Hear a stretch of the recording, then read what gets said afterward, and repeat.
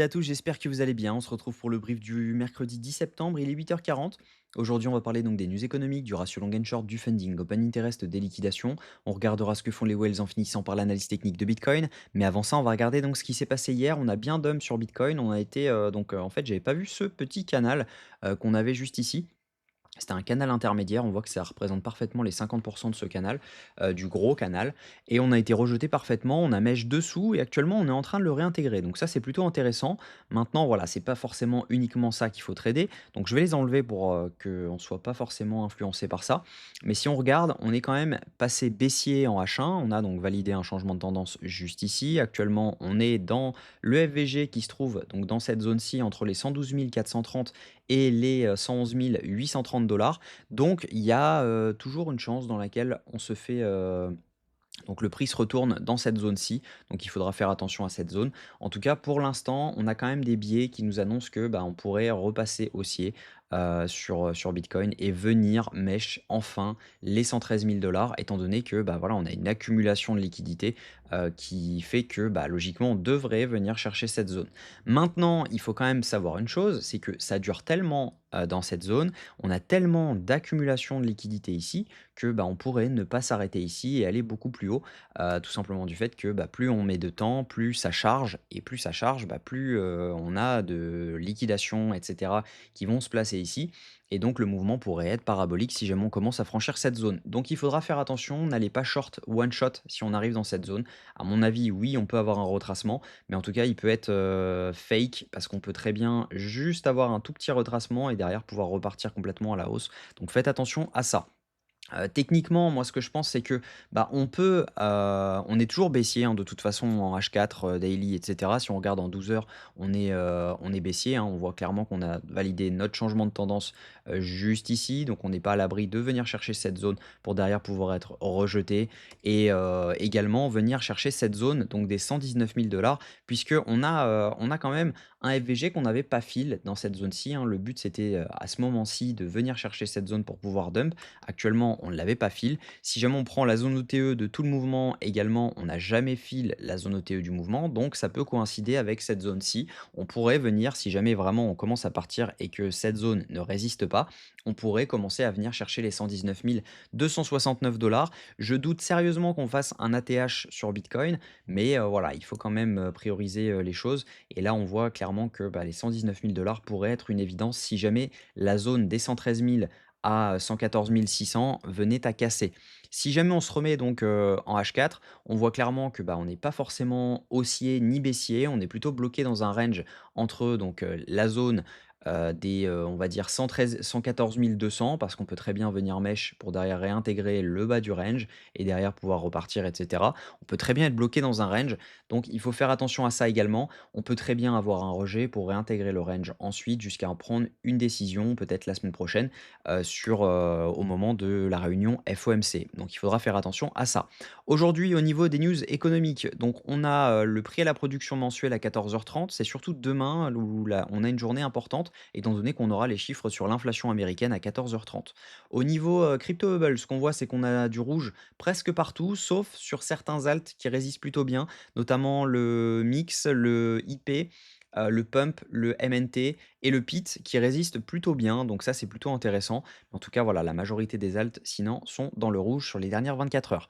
Au niveau funding open interest, c'est vraiment l'indécision la plus totale, étant donné qu'on voit clairement une hausse de l'open interest, mais en fait, ce qu'il faut savoir, c'est qu'on a une hausse de l'open interest avec une baisse des funding ici.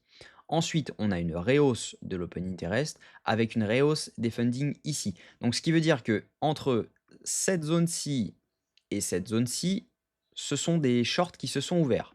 Ici, on a des shorts qui se sont ouverts.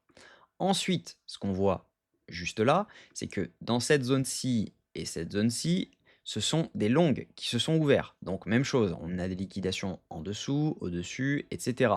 Ensuite, ce qu'on voit, c'est qu'ici, on a une petite fermeture de short. Donc on le voit tout simplement à la baisse de l'open interest avec une rehausse des funding. Si jamais je zoome un petit peu, vous allez mieux voir. Hop, donc je zoome un peu. Si on regarde juste là, même chose, c'est du short qui s'est ouvert. Donc juste là, on voit une baisse de l'open interest avec une hausse de l'open interest avec une baisse des funding. Ce qui veut dire qu'entre cette zone-ci et cette zone-ci, ce sont des shorts qui se sont ouverts. Donc là, on est potentiellement en train de venir les fermer.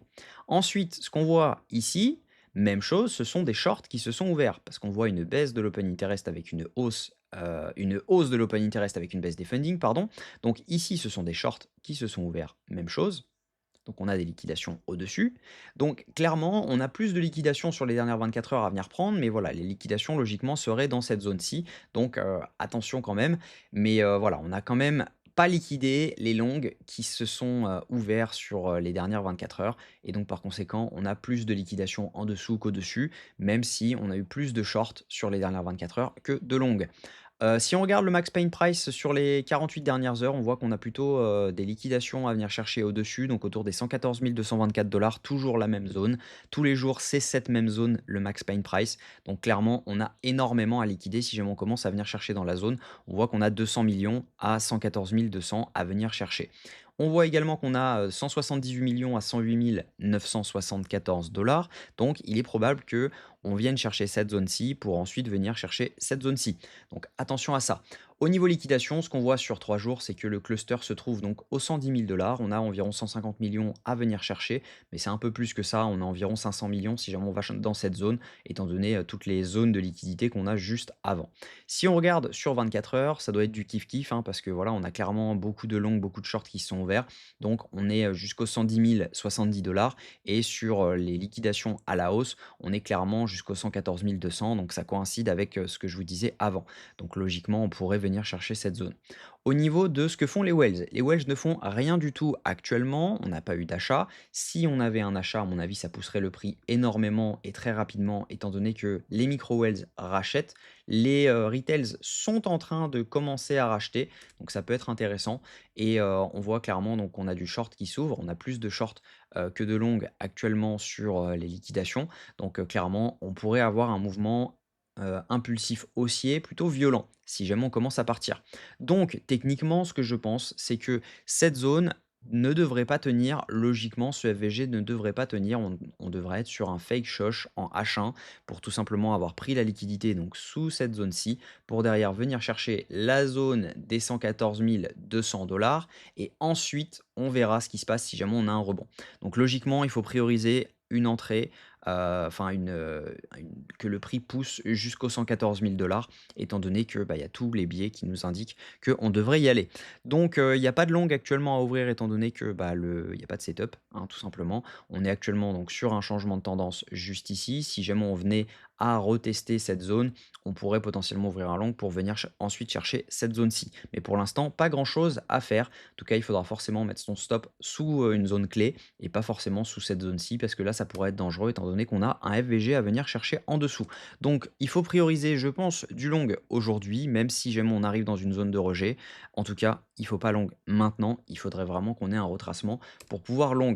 Donc, les 114 000 $, logiquement, sont un aimant à venir chercher. Et puis on verra. Ça fait quelques jours qu'on en parle des 114 000 $. Logiquement, ça devrait être fait dans les 2 jours, je pense. Au moins demain, on devrait être à 114 000 $. Voilà, j'espère que cette vidéo vous a plu. Si c'est le cas, je vous invite à vous abonner, à liker cette vidéo et à commenter ce que vous en pensez.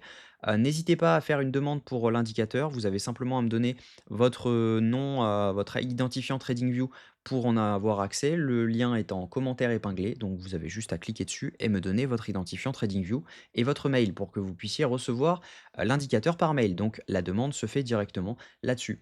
Voilà, je vous souhaite une très bonne journée. On se retrouve demain à la même heure. Prenez soin de vous.